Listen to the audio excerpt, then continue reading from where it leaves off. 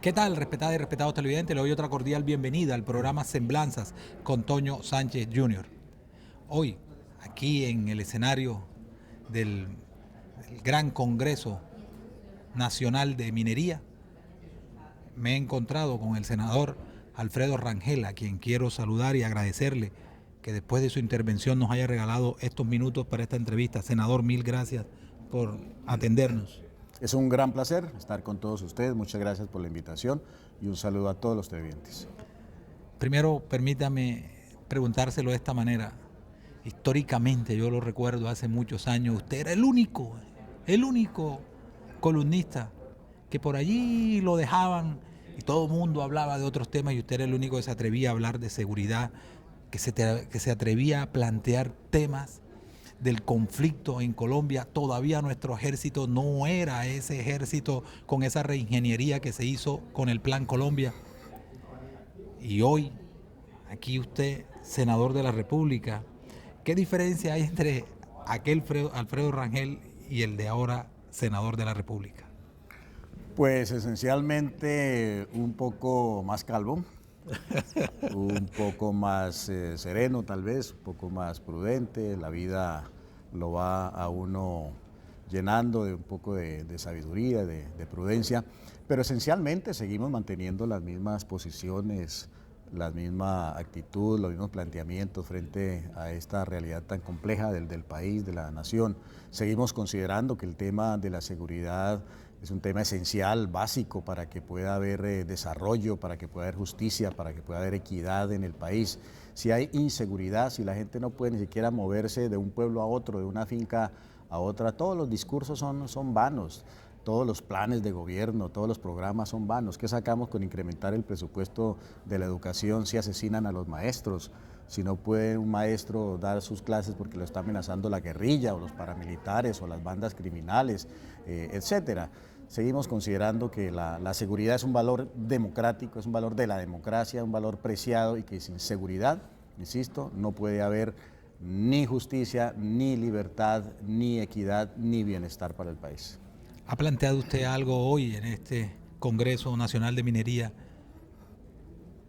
que para qué hablar de proyectos post-conflicto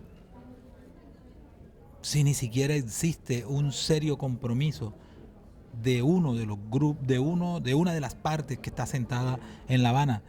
Me pareció duro escuchar que hablar de conflicto es una entelequia, es algo que está metido en la cabeza de unos cuantos. Sí, considero que el gobierno nacional infortunadamente ha generado unas falsas expectativas en la nación acerca de la inmediatez de la firma de un acuerdo de paz. Ya de hecho desde el comienzo mismo de estas conversaciones dijo que esto era cuestión de unos pocos meses, 3 meses, después amplió un poquito más el plazo, ha incumplido 4 plazos, esta vez sería el 5.º plazo que incumple el presidente de manera consciente, de manera deliberada. El presidente Santos está engañando al país generando esas expectativas que le permiten ahí sobrevivir políticamente frente al fracaso de su gestión. Digamos que estos diálogos de paz se han convertido casi en la hoja de parra que cubre las vergüenzas de un gobierno que no tiene prácticamente ningún resultado que ofrecerle al país. Por eso considero que hablar de posconflicto es engañar al país, eso es una entelequia. ¿Qué es una entelequia? Algo que solamente existe en la cabeza de la gente, en la mente de la gente, de unos cuantos que se suponen que esto está ya pues a la vuelta de la esquina, que esto está de un cacho, pero que no hay ninguna realidad, eso no se basa en ningún fundamento real, sólido.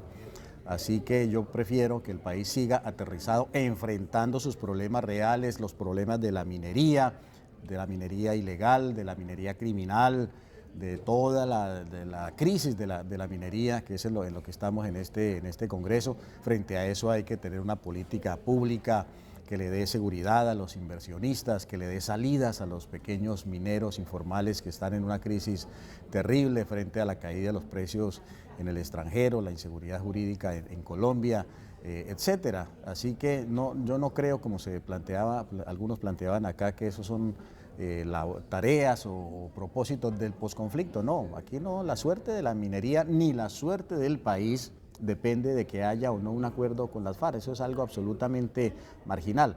y no debería el gobierno nacional estar, generando ese embeleco, esa falsa ilusión de un acuerdo de paz, cuando realmente estamos a años luz de lograr un acuerdo de paz.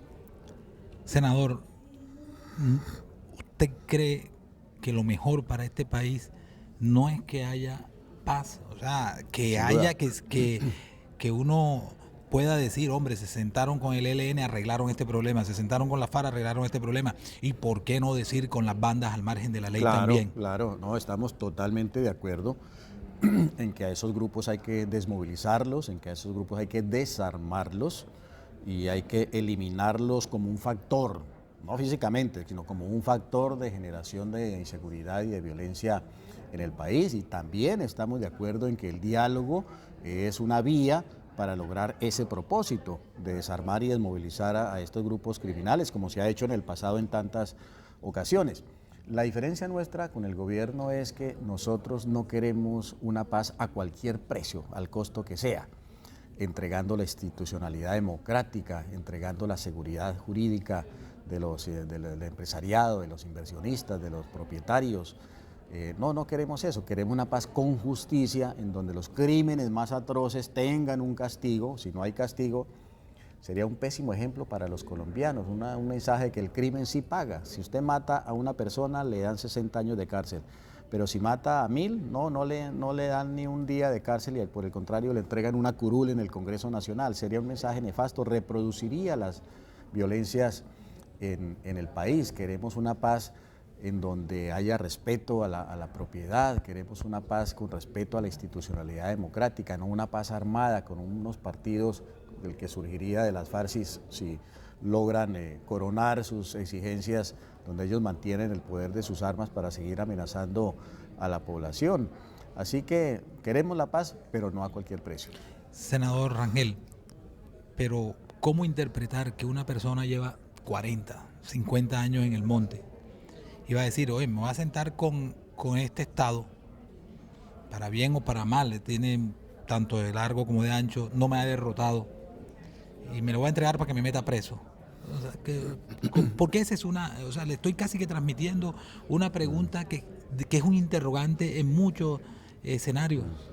Mire, el 85% de la población colombiana, según todas las encuestas que se hacen periódicamente cada 3 meses y hacen la misma pregunta siempre, el 85% de los colombianos quiere que haya paz con justicia. No acepta que haya una paz en donde los principales responsables de estos crímenes atroces como el secuestro, el reclutamiento de niños, la esclavitud sexual de las niñas, las masacres, el desplazamiento forzoso de la población, los desaparecidos. La Procuraduría presentó una demanda internacional sobre cerca de 3000 desaparecidos registrados con nombre y apellido. En un organismo internacional hizo esa demanda. Esos crímenes no pueden quedar impunes. Ahora, no es nuestra posición que esos criminales paguen, se pudran en la cárcel, que paguen 60, 80 años de cárcel, no. Que cuenten la verdad, que reconozcan el daño que le han hecho a la sociedad, que reparen a las víctimas, que se arrepientan, que pidan perdón y que paguen unos añitos de cárcel, no 60, 5 años. En unas condiciones, si ustedes quieren, excepcionales, especiales, no en la picota o en las cárceles. Si quieren, les hacemos unas granjas agrícolas con todas las comunidades en los llanos orientales, lo que quieran, pero que haya una pena privativa de libertad. Y eso no es un capricho, eso lo exigen las leyes colombianas, la Constitución Nacional, los tratados internacionales que ha firmado el Estado colombiano y que lo obligan a cumplir pues, esos compromisos. Así que no estamos, queriendo hacer cosas que son absolutamente improbables de hacer. Ahora, los guerrilleros que no son responsables de ese tipo de crímenes, que no son los principales responsables de esos crímenes, pueden ser objeto de un beneficio jurídico, se les suspenden las penas, digamos, por porte ilegal de armas o por los asaltos que le hicieron a la caja agraria, qué sé yo, crímenes que no son catalogados como crímenes atroces de lesa humanidad, se les pueden suspender los procesos judiciales, la aplicación de las penas, se pueden ir para la casa, conformar un partido político, participar en las elecciones, pero claro que sí. Eso ya se ha ensayado en el pasado y creemos que eso es algo, digamos, dosis mínimas de justicia tiene que haber para que verdaderamente haya una paz duradera y sustentable. Senador, ¿usted no cree que en algún momento el Centro Democrático se muestre como un enemigo de la paz y que digan, bueno, cada acción mala de la guerrilla es a beneficio del Centro Democrático?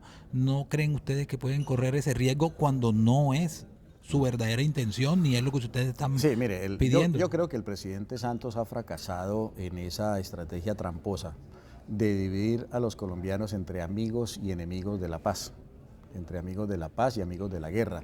No, todos los colombianos queremos la paz, todos los colombianos queremos que la violencia se acabe. La diferencia está entre las condiciones para firmar un acuerdo de paz. ¿Qué es lo que se está concediendo? ¿En qué condiciones se está dialogando? Y en eso nos acompaña por lo menos la mitad de la población. Nosotros, cuando dicen, no, es que el Centro Democrático se quedó solo en contra de los diálogos, no. Estamos acompañados por el 85% de la población que no quiere paz con impunidad, con un porcentaje muy alto de la gente que quiere que las FARC entreguen las armas, se despojen de las armas, por un porcentaje inmenso de la población que no quiere que esos criminales, principales responsables de crímenes atroces, se les dé un premio con una curul gratis en el Senado, etcétera. Así es de que nos sentimos muy bien acompañados con la inmensa mayoría de los colombianos que no quieren paz a cualquier precio, sino una paz honrosa, una paz con justicia y que no ponga en peligro los valores y las instituciones de la democracia. Permítame esta pregunta con todo respeto, senador.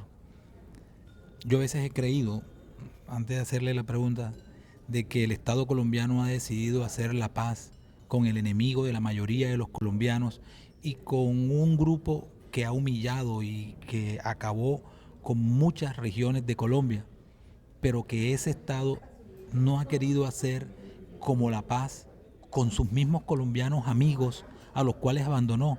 ¿Usted no cree eso?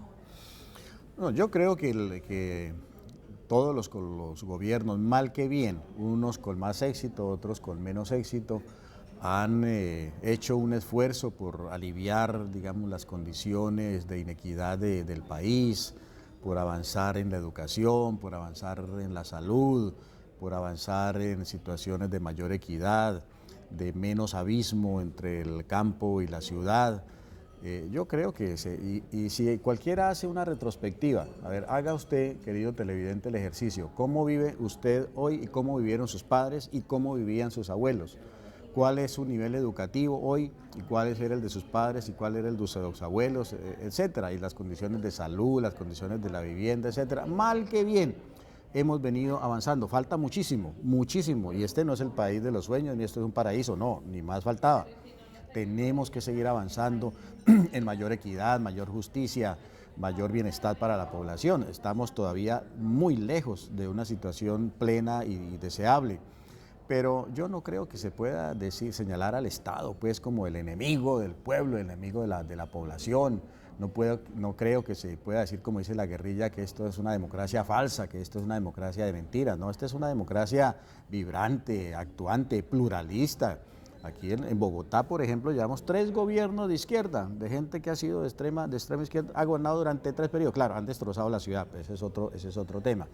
Y ha habido alcaldes, gobernadores de grupos de extrema izquierda y están jugando, si juegan lealmente con la democracia, respetan las instituciones, respetan el juego limpio de la democracia.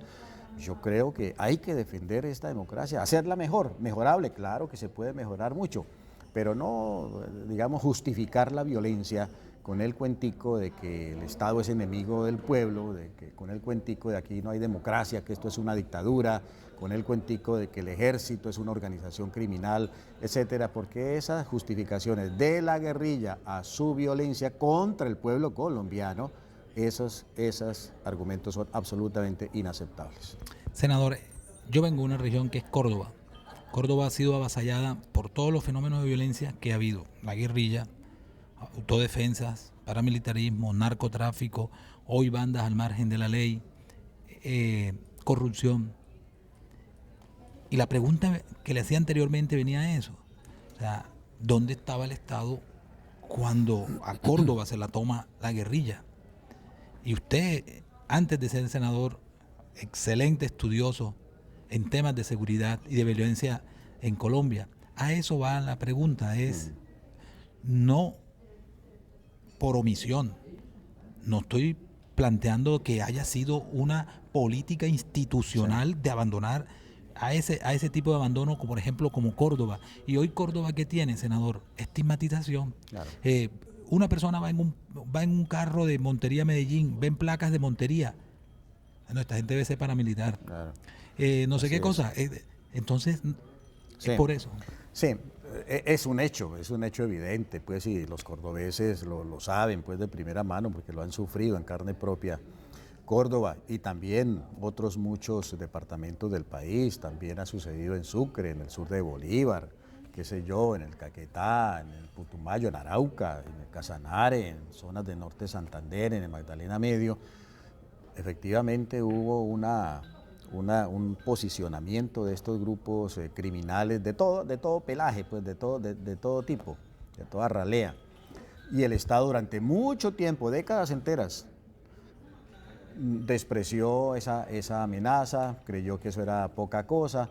Cuando se empezó a preocupar, tuvo malas políticas muy ineficaces, muy ineficientes, que no lograron contener ni neutralizar esos fenómenos de violencia y esos fenómenos de agresión criminal contra la población.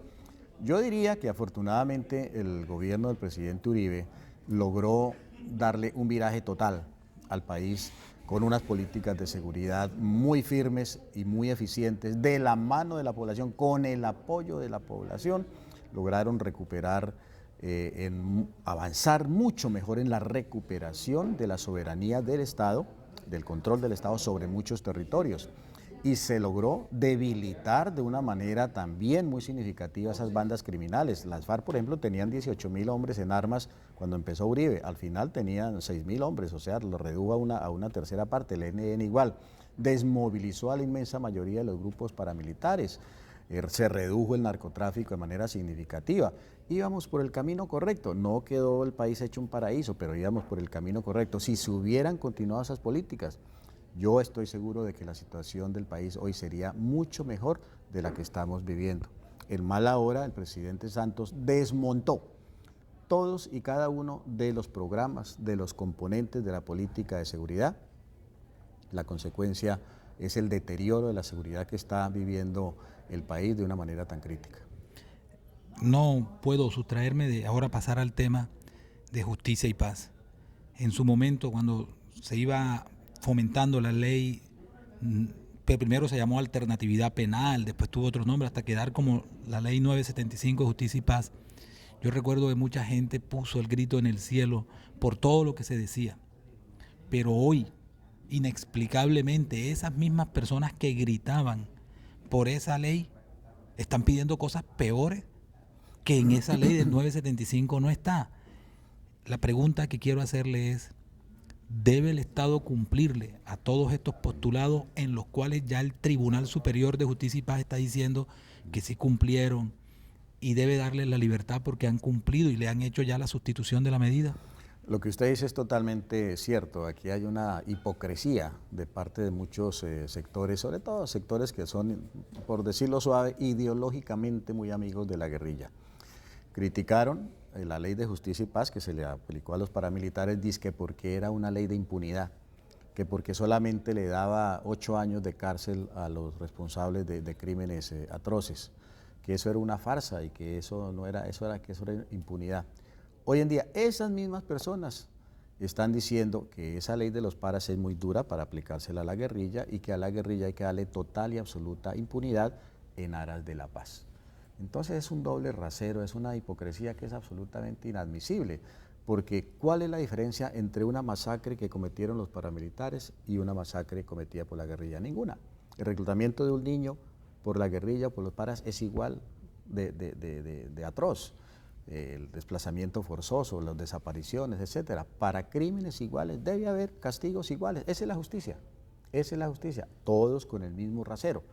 No puede ser entonces que porque la guerrilla es comunista y quería destruir el Estado, entonces hay que perdonarla, y en cambio los paramilitares, porque querían defender las instituciones o porque querían aprovecharse de la situación, entonces hay que castigarlos. No, eso no es justicia. Yo creo que el pueblo colombiano tiene muy claro eso, y por eso, insisto, la oposición del 85% de la población a que haya total y absoluta impunidad para los crímenes atroces de la guerrilla. Estamos pidiendo simplemente que haya igualdad, que haya equidad, que haya una aplicación de una mínima justicia. Es que no estamos pidiendo penas de 80 o 100 años de cárcel como tal vez se la merecerían los responsables de tanta violencia en el país, sino por lo menos esas penas privativas de la libertad mínimas que signifiquen un castigo para esos responsables de crímenes atroces. Senador, pero ¿qué opinión le merece que, por ejemplo, en este caso, que postulados que ya cumplieron sus 8 años, que el Tribunal Superior, o sea, no lo está diciendo una organización, no lo está diciendo una ONG, no lo está diciendo una fundación, no lo está diciendo un ministro, no lo está diciendo un senador, sino que lo está diciendo el Tribunal Superior de Justicia y Paz que creó el Estado colombiano?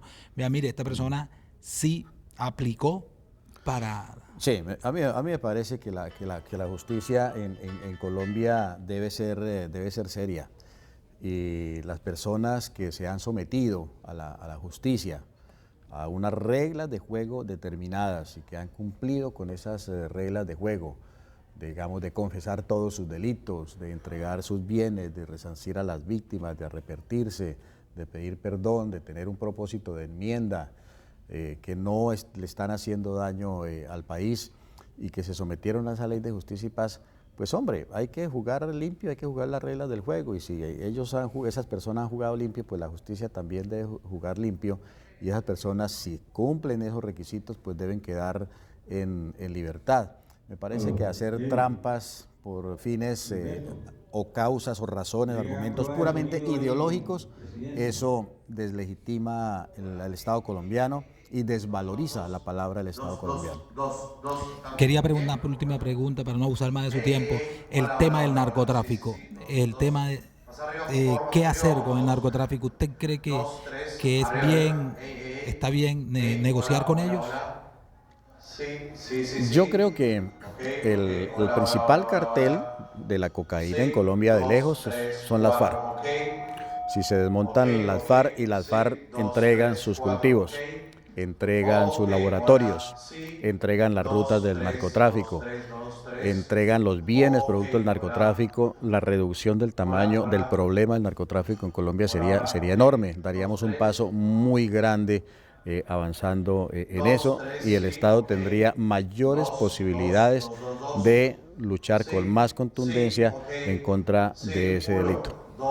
Senador, le agradezco mucho que me haya regalado estos minutos, y de verdad invitarlo a que vaya por Córdoba a escucharlo en una conferencia allá, hablando de toda esta situación del país, porque Córdoba es una víctima más de esa guerrilla. Así es. Yo espero poder visitarlos a la primera oportunidad. Siempre se siente un enorme placer, una gran un bienestar, se disfruta el paisaje de Córdoba, el contacto con los cordobeses. Es una tierra de promisión lastimosamente sufrida pues por todas estas oleadas de violencia, pero estar en Córdoba siempre será un placer. Yo iba mucho, por ejemplo, al Festival del Porro. No me perdía un solo Festival del Porro. La música que se escucha ahí no se escucha en ninguna otra parte, y en muchas ocasiones la que escucha uno una vez ahí jamás la vuelve a escuchar en la vida. Y la creatividad, la enorme creatividad de los campesinos cordobeses, ese porro metido en el alma de los cordobeses, es parte del patrimonio cultural irrenunciable de todos los colombianos. Senador, mil gracias por habernos regalado estos minutos, y a todos los televidentes, mil gracias por habernos acompañado.